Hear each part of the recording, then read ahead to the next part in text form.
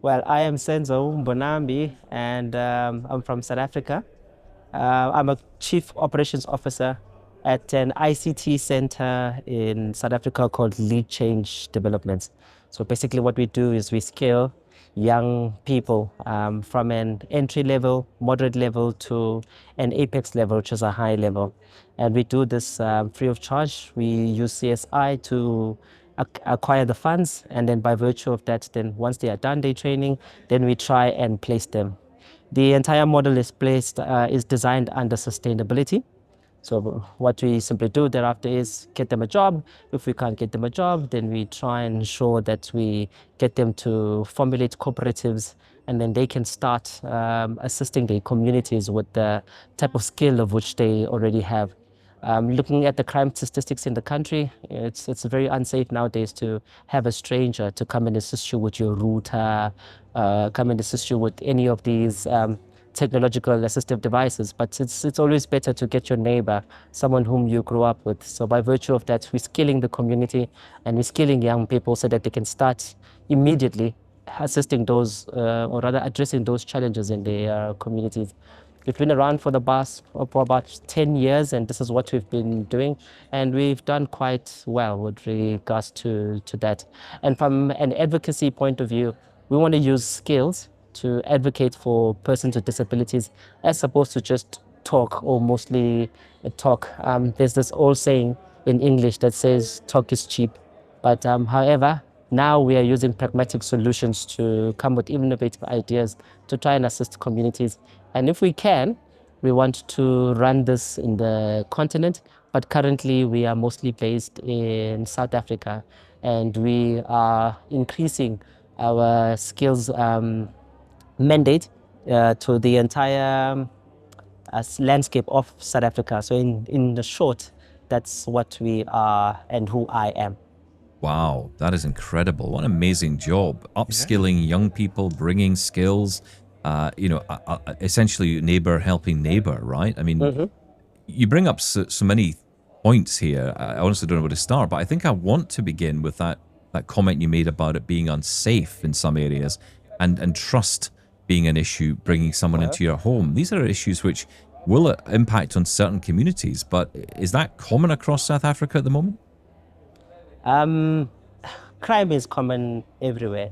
And in South Africa and in Africa in general, because of low economic opportunities, poverty is rife in the countries or in the continent. So by virtue of that, once you have low income or communities impoverished, then you are bound to have crime, because then it's crime against crime and crime against people, because people are just diverting towards crime so that they can get something to eat. So by virtue of that, then our rates go skyrocketing and they go higher up. So by virtue of that, if you're looking at something like that, then you come up with something, maybe in layman's terms, where we can tag it and say business against crime, where then you scale people and then you teach them maybe yet another way of which they can escape their poverty, to say this is what you can do. Furthermore, you're also looking at other global opportunities that are available now. As an example, we have a new terminology, someone called a virtual assistant, right? And before someone can become a virtual assistant, they need that type of skill, and they need their devices, be it whether it's a smartphone. If it's not a smartphone, then it's a laptop, and they need strong internet connection, and that's all they need. From a financial perspective, it becomes quite easier for them to be able to do these jobs. But young people are not aware of such. By virtue of that, then they resort to what they think may generate income for them, which is quick and fast, because it then feeds into a certain lifestyle that they want to lead. So by virtue of that, we are not simply diverting young people or ring fencing the type of opportunities that are there, but what we're simply doing is we're opening the gate wider, and we're saying just come in. There are opportunities and you don't have to resort to crime. And by virtue of that, we're actually hoping that we can actually impact the crime statistics in South Africa and actually drop them significantly. And some of these crimes may include things like that may stem from frustration, like gender-based violence, this, that, and the other, all these type of social ills, car theft, this, that, and the other, and so on and so forth. There's a market for it, so people are doing it. So, but I'm simply saying by virtue of skills, of which has been proven now, that people can change their lives and people can change communities. And we can rather change this whole impoverished status in our communities by acquiring the right skill. And it's very important to get the right skill, if I may continue there, Steve, because if you're looking at it from that perspective, there's a whole lot of jobs that we were used to in the third industrialization, and administrative work and so on and so forth. But now in the fourth industrial revolution, we look at a lot of jobs, a lot of things that have been automated, but they are also giving access to new jobs. But by virtue of that, those need new acquired skills. And by what is happening now is young people are still going the traditional route of, I want to become a teacher, I want to become this, and I want to become that.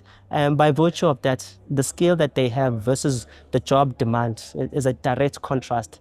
But as an ICT center, we're even saying that whether you have your qualification in psychology, you have a qualification in business administration, a qualification in, and maybe say in teaching, then you can come to us and then we can upskill you and bring you back to par by giving you an ICT qualification, of which perhaps you either could incorporate or you could use to further yourself and better yourself.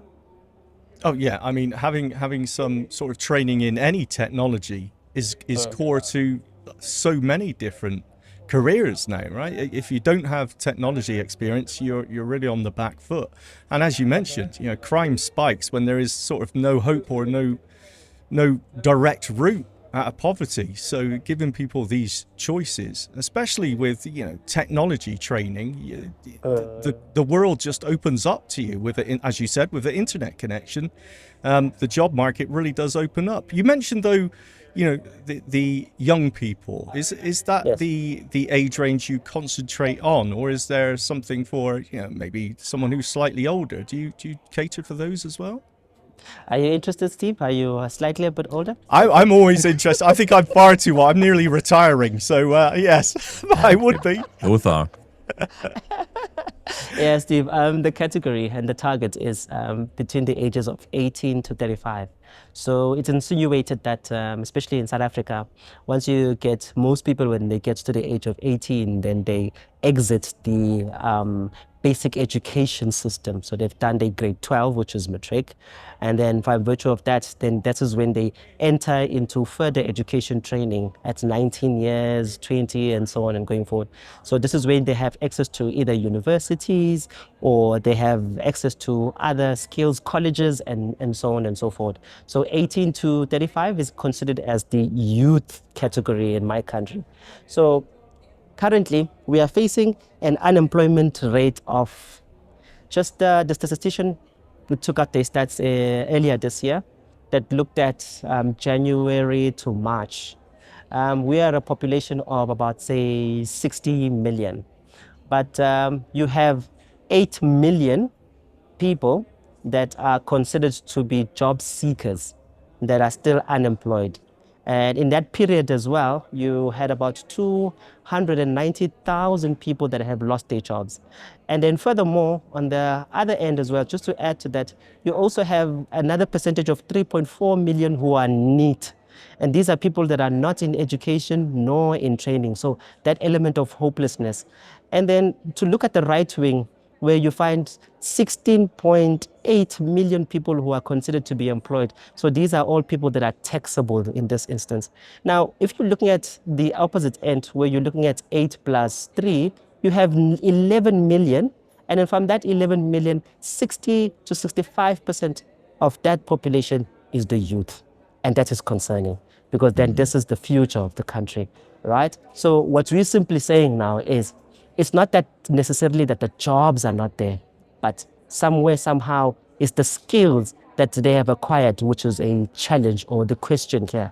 So maybe we need to relook and revisit the type of skill that we are giving to young people and see if, from a remuneration point of view, if this is something that it will interest them and will remunerate them at the level of which they want to be at. So that is what we are simply doing in South Africa as a country and as an organization, this is the direction and the position that we have taken to say we want to raise our hands, we want to help the youth, we want to help the future of the country, because we understand that people like Steve, they are nearing the twilight. So by virtue of that, that's okay with them. But what happens to those? Hey, listen, by the way, that was Sean that asked that question, not me. I'm not entering the twilight of my years. Keep saying Steve, I like it. Yeah, fine. Now I feel like I'm entering the twilight of my years. Look, I want to ask you this as well about infrastructure, because look, everyone says the same thing, right? Technology is the answer to everything, okay? But if the infrastructure isn't there, if you go to a rural community and you can't get broadband or decent broadband or even a decent 5G connection, if that's available at all, you've got other challenges, right? 100%. And you actually are quite right. But Steve, what we're doing at Lead Change Developments now is we've looked at that and we've developed an incubation model, right? So this model allows our people that access our center to be able to utilize the infrastructure and the computers of which they have in the center to conduct the work of which the service provider may require from them. I'll make a typical example. To say if service provider X, maybe in this instance if it's MTN or Telco, wants to employ 50 persons with disabilities. Obviously, the biggest challenge will be transport, infrastructure, navigation, and so on and so forth. But where we are positioned geographically, if that young person is able to just cross the street to a place of learning, what stops them from crossing the street to a place of work? And then where they are comfortable and where the infrastructure is already set for them, and then we incubate them, they do what they have to do in the day, and then afterwards they cross the streets and then they go home. And then afterwards they have remuneration. But furthermore, what we're simply saying is COVID taught us when we were going through COVID that everyone can now work from home. And from an infrastructure point of view, we have 4 to 5 different service providers. And internet is not relatively cheap, but there are so many other hotspots of which you can have, and you can get solid internet at home. I'll make a typical example. If you want uncapped internet access in South Africa, you're looking at about, say, 400 rands to about 500 rands a month, right? And persons with disabilities in my country get something of which we call a disability grant, which means the government gives them a minimum of 2,310 rands every month for them to survive, right? So if a young person is there already, the access is there, all they just need is all the other tools, and then they're good to go. And the right set of skill, and apart from the right set of skill, is the right mind and the right attitude to want to change their lives. And if you have that in the combination, then you are guaranteed that you will get success. So by virtue of this, I'm just simply saying that it's not that the appetite to employ is not there. But if you think about it and you really, really think about it, Sean and Steve, and you're thinking about it carefully from a business point of view, hypothetically speaking, you are company X and you've been doing so well. And according to the South African context, the quota say you must employ at least a minimum of 7% in terms of equity in your company, which will be the persons with disabilities. You have a staff complement of 100. That means you're only looking at 7% versus the 93. Now, you're encouraged to employ these 7. They come to your office, and only to find that there's now this element of reasonable accommodation. You've got staircases. You have 3 floors, you only have steps, you need to get an elevator. You get a quotation to enhance or develop the building, you get a quotation of 600 to 700,000 rands. Now you're sitting at home, you're a businessman, and you're asking yourself, I need to pay 700,000 rands to service a 7%, only to service a 7%, when on the opposite hand, I've been doing well with the 93. Would you then sit back and say, I am willing to pay that 700,000 in order to service these people, even though it's not guaranteed what you're going to get out of it? I just feel from a disability point of view and a disability perspective, we are saying the right things, but we are not speaking the right language. Because everything else of which we want to speak on or about comes from an element of sympathy. But when you're looking at business is cutthroat. It's either it's green or rather it's either black or it's white. There's no gray area in between. And that is the environment of which we want to create, to say, this is what I want, but you should do it because this is the condition, or this is maybe perhaps the background I am coming from. So all of these things that we are getting from a toe-to-toe point of view, it's all good and it's all well, but the wheels are just turning too slow, and we need to fine-tune our message to business so that it is from business to business and it makes business logic. So if, for me personally, I am a person who's visually impaired, if someone was to come to my company and say, listen, it will cost you 700,000 to ensure that you comply with reasonable accommodation standards. Oh, okay. But then I will ask, how much is the fine? Then the fine is 20,000. Then I'll rather pay 20,000 and forget about it. Service my 93,000 and sleep better at night, right? Now, because this now comes from a sympathy point of view, then that is what we need to address. We need to go back and look at how we phrase our language. As an example, I'm here today at the Digital Africa Conference, Accessible Conference. I've been walking around, I've been meeting a lot of innovators. Amazing work. A lot of them, you ask them, why did you create this? No, my friend is visually impaired, so I want to create this app. Oh, okay. Next one, no, my cousin is mute or deaf, so this is what I want to do for them. All good and well. However, if I, as a visually impaired person, am your market, number one. Number two, I don't have access to opportunities. So will I be able to afford whatever it is that you want to sell to me? And from a business sustainability model, will this thing be sustainable?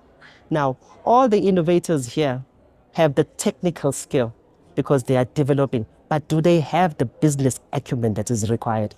That is where we are struggling. So if we are now saying to business tomorrow, can we start having incubators for young people? Just to make another example, there are a lot of good soccer players.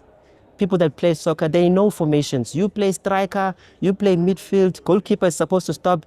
They are all talented. But ask me, what do? Why do they all have to go to the school of excellence before they turn pro?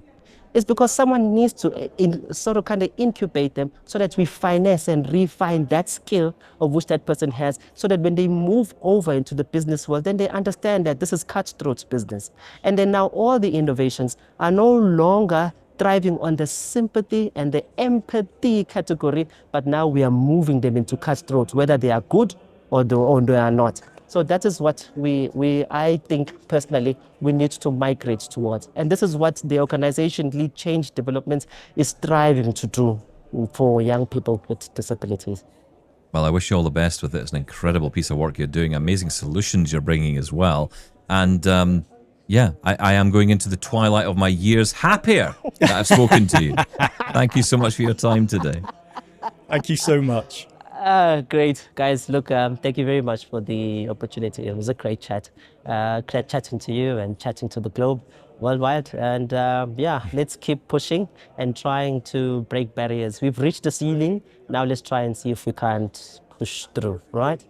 100%. Thanks so much for your time. Take care. Fantastic. Likewise, man. Cheers, guys.